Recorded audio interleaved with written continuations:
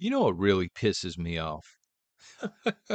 Folks, this is John. Welcome to Retro Rants. I could easily go with neighbors who decide they're going to start mowing right as I record this, but I'm not going to do that. What really pisses me off is people using cell phones in cars. Now, this used to be one of those deals where there was just, you saw the bumper stickers, shut up and drive.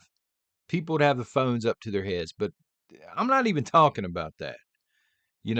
That's Pee Wee League stuff compared to what we see here in 2024. My goodness, I almost said 2023. So I'm talking about people that have the phone down or using, let's face it, they're using social media. I don't know what they're doing. I don't know if they're taking selfies. I don't really know what is going on with these individuals, but I see him swerving all over the road. The one that really gets me, because I face this every single day in parent pickup. So as we're leaving parent pickup, we go down to a red light and everybody's pulling their phones out. And what happens is this stinking light will go from red to green.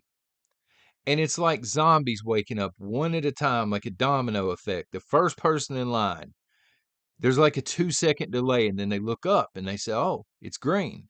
And then they start to drive. And then the person behind them, 1 second, 2 second, and then they look up. Oh, the car in front of me's gone. It's time to drive. And it makes the entire parent pickup process.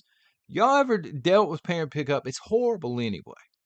But it makes the entire process like 3 times longer than it needs to be. And yesterday I was dealing with this not only in parent pickup, but I was just at a random red light coming back from a food line. And the people in front of me, I'm not one of these people that just lays on the horn. Like, it's not my job to wake you up out of your zombie slumber. Can you either just park somewhere and play on your phone and do your little doodad stuff, or freaking drive? Pick one.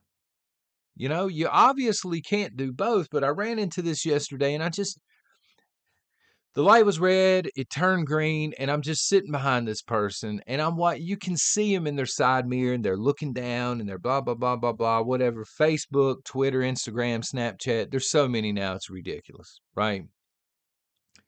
Then the light turns red again, and they realize they've screwed up. And so now they're looking like a loyal soldier, waiting on it to turn green, looking up in the rear view, hoping I'm not flying them the international peace sign. Oh, I felt like it. But I asked myself yesterday when this happened, how did it come to this here in the United States of, by God, America? How did it come to this? Because it's going to sound like I'm an old man shouting at the sky here. You know what I mean? But that's not the case. I don't hate technology. I think technology has its place. And there's certain things about technology, to be frank, are very cool. I remember sitting in school playing Oregon Trail. Do y'all remember that game? You never made it all the way. Everybody died off. You know what I'm saying? They caught that version of the COVID on that. I think it was dysentery or whatever. You could never hunt enough meat. Wagon wheels were always breaking, but I loved that game. We had it in our school library, and people would like have to sign in and line up to play it. I loved it. Loved the internet, believe it or not, back during the time of Windows 98. Y'all remember Windows 98 when things were just great? When you had Solitaire, you had a few other games, you had 56K modems, but man, things have just changed so dramatically and so fast since what, 1998, 1999? Isn't technology supposed to improve our lives? Isn't that why technology exists and why it continues to advance? To help us live better lives. But here in the United States, I feel a big sneeze coming on, son. Here in the United States, cashiers can't function without the use of computers. Seriously. Excuse me. I knew I felt one coming on. Probably the neighbor mowing. Let's be real here, son. Cashiers, the lights go out, or not even the lights go out. Oh, I'm sorry, our registers aren't working right now. Get some pencil and paper, and let's do it the old-fashioned way, like we did for hundreds of years. You know, we did this for a very long time before the internet. You you have to have smartphones and be able to scan QR codes and navigate websites now in order to apply for jobs. And the job market is a mess. We'll probably talk about that at some point on our channel. And a lot of it's on employers, to be honest with you, as I'm starting to learn. But people that are desperate for help, they claim we're desperately hiring. What if somebody comes in there and they don't know how to navigate, or they don't have a smartphone? Folks, there are people out there right now that do not have a smartphone. You know, I've heard this comment. Well, there's homeless people all over the place, and places are hiring nonstop. If you go in and you're homeless and you don't have a smartphone, you can't even apply for the job. This is the world that we live in 2024. I don't know how it is the rest of the country here, but my DMV literally charges me extra to walk in the front door. It's like a $5 additional fee just to come in person. They do everything they can to discourage you from coming in person. You can do this online. You can get the $5 fee waived. And I'm like, but you wouldn't be here. You literally wouldn't have a job. You're trying to talk your way out of employment. You know what I mean? It should, at the very least, be optional. Can't go to the hospital without navigating some kind of Promethean board and checking yourself in at this point, you know? I mean, refrigerators are now linked to smartphones, and they have a conversation back and forth to let you know what you need in your own home. People don't know how to have conversations anymore. The social awkwardness is unreal out here. I see it so very often. And one of the stereotypes is it's younger people, right? Which is true. It is a lot of younger people, but make no mistake, there are a lot of middle-aged people that don't know how to conversate anymore. I see it in both crowds. Somebody gets out of their car, they're walking across the parking lot. God forbid they may have to pass 2 or 3 people and say hello or nod their head or something, or how are you doing today? So instead, they pull out their cell phone and they pretend to be doing something very important on there. Again, just walk across the parking lot till they get in the front door, right? People are using phones to avoid talking to one another. I don't know what the statistics on that are, but I know it's happening. People can't read maps anymore. Getting into the prepping part of it, people don't know how to read paper maps. They're totally reliant at this point on GPS. They can't use the library. Everybody uses Google now, right? Which, to be fair, it is more convenient than going into a library. There's more work involved with the research and stuff like that at a library. Having said that, it seems like you would need that sort of a skill. How do I find the book that I'm looking for? This sort of thing. Depression rates in this country have skyrocketed since around 1998, 1999. That's statistical fact. Now you ask yourself, what happened around 1998, 1999? Getting back to Windows 98, right? That seemed like the turning point, at least for the online experience. That seemed like the turning point in this country. It's been downhill, in my opinion, ever since. After that operating system, when things got more and more advanced and we went to high-speed internet. And again, depression rates have skyrocketed. Well, how do people deal with depression in this country? Yeah, they're over-medicated, but at the same time, they deal with it by putting their face into a phone more or into video games more. They're dealing with depression using the thing that is depressing them. That's just my opinion now. And the ads, the advertisements. Oh my God. The advertisements in 2024 are insane. I see people over at Prepper Nation, which is the main channel. In case you are subscribed here at the Bunker and you didn't know that, we have another channel. I see people in the live chat saying, I just got hit with an advertisement. Like, I understand. I get it. I don't know what you want me to do about it, though.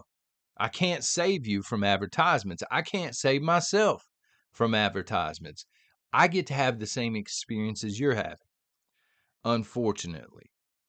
And because of all the advertisements through streaming services and things like this, people cut out cable and satellite. That was a big deal for a while. They were cord cutting, and they went to these streaming services.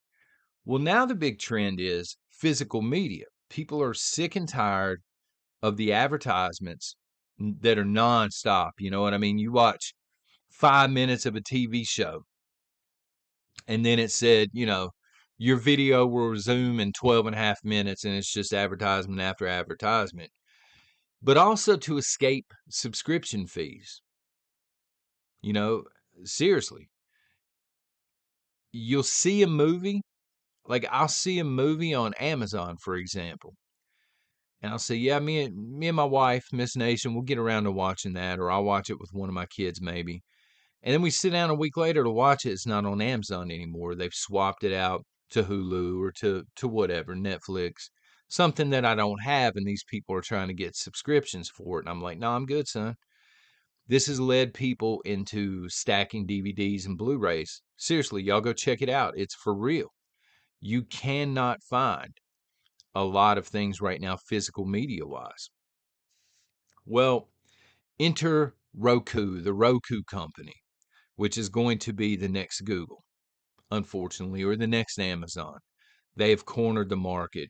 They've actually just recently patented a new technology that allows them to show you advertisements on any HDMI device. I don't know how many people caught that story or not, but seriously, you can Google it. Probably not going to find it at your library, but you can Google it and you'll get information on that. Any HDMI device. So let me break down how crazy this is, okay? So you pay for Netflix, to each their own. I don't have it, but maybe you do. Pay for Netflix, and then you pay an additional fee because you don't want advertisements. You're still going to now get hit with advertisements that are coming from Roku, and they're going to be targeted advertisements if you're connected online, right? If you live in a cave and you got a black and white TV and no internet, they're not going to be able to target ads. Otherwise, they will. But it's not just Netflix and Hulu and all this stuff. If you're watching a DVD player, okay, if you're connected to online and you're using a smart TV or a Roku-enabled TV with a DVD player, you're still going to see advertisements. Even if you're not connected to the internet, if you're connected to the internet, you're going to get targeted advertisements. Okay? So if you're watching Frozen on DVD, and God bless you if you are, because I saw that enough when it came out with my kids. But seriously, if you're watching Frozen on DVD, on a Roku TV, or smart TV of any type, right? They've patented this technology and they're going to be using the HDMI cable itself. So they're going to be able to show you Disney-inspired advertisements. If you're not connected online, they're going to be able to show you random advertisements. But by God, they're going to show you advertisements. Because there's so many people, I think, that are stacking DVDs and Blu-rays. Roku saw potential here to make a lot of ad revenue and a lot of money. 57% of homes here in the United States use a smart TV. So that's 57% of homes here in the United States that are immediately going to be affected by this. It's not just TV watching. If you have a smart TV and you're playing Xbox, Bro, can you imagine playing Call of Duty and then in between matches of Call of Duty, you're getting hit with advertisements, Microsoft themed advertisements or whatever. Maybe you're getting hit with advertisements for the newest Disney movie, and you're totally locked out of the game till the advertisements finish, or whatever the case may be. 80 million active Roku users here in the United States. So even the people that don't have the smart TVs, if they have a Roku attached, this is going to apply to them. So I hope y'all like ads, is what I'm saying. Technology and advertisements and microtransactions have ruined video gaming. So for those that don't know, I'm huge into video gaming, retro video gaming. If there's a hard drive involved, I'm not interested. And that's mainly again because there's constant updates to download. There's constant something's always wrong, technically speaking. You can't get stuff to sync up.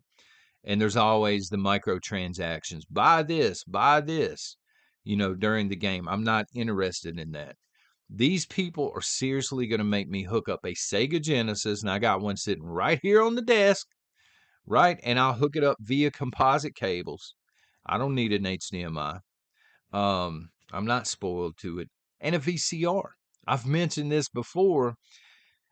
I'm really on the fence on this one because I have so many DVDs and Blu-rays that it's crazy. Not to ramble, but I took 10-ish months off from the internet. I just decided, hey, I set some boundaries. I set some rules. I said, I'm going to live like it's the 1980s. No kidding. 1 hour a month, I would connect to the internet to download like video game ROMs and stuff from the 80s. Okay. Stuff like that. And I would send out manuscripts, check email, and stuff like that 1 hour a month. So I did this for over 10 months. And during this time, I was collecting DVDs and Blu rays. So I have them to the moon and back. But they use HDMI. And so Roku is going to start targeting that. And that's not cool. So VCRs are like $100 now for the decent ones, though. They've skyrocketed in price. And I know that the quality's not as good and they degrade over time. I get it. But we're going to have to go analog to escape companies like this. And I hate it. Again, I don't know how technology went from Oregon Trail to me trying to run away from the internet for entertainment and hooking a VCR back up. But that's where we're at. I mean, that's where we're at. We're going to need a VCR, laser disc player, maybe. I don't know. What do we do here? What do we do to escape all of this digital world, all of these advertisements, the digital world that we all know is coming? What do we do to skirt around that? How do we keep ourselves entertained with music and movies and gaming and stuff like that? Because let me know, because I don't have any great ideas on this. Again, Sega Genesis, composite cable. I've got a Neo Geo also. It's composite cable. I don't have a stack of games for it though, because they're $100, $200 a pop. I don't have very many of those. Sega Genesis, a lot cheaper. The original Nintendo, the original Atari, maybe a lot cheaper to get into. But I don't know. It's going to be interesting. I may eventually bite on a VCR if I find a decent deal, start stacking the tapes. I don't even see the tapes like the Goodwill and stuff anymore. These things themselves have gotten expensive again. $20, $30 for VHS tape. So I don't know. This world is nuts. And it's driven me from a guy who embraced technology. Hey, let me take the Oregon Trail. Let me make it to the other side, son. Please don't let everybody die this time. To what are we doing? What are we doing? How did we go from an Atari computer back in the early to mid 80s to what we're seeing now? People at red lights who they just won't drive. They refuse to drive. People not being able to do their jobs without the assistance of technology. And hey, with AI, it's just going to get much, much worse. Y'all let me know.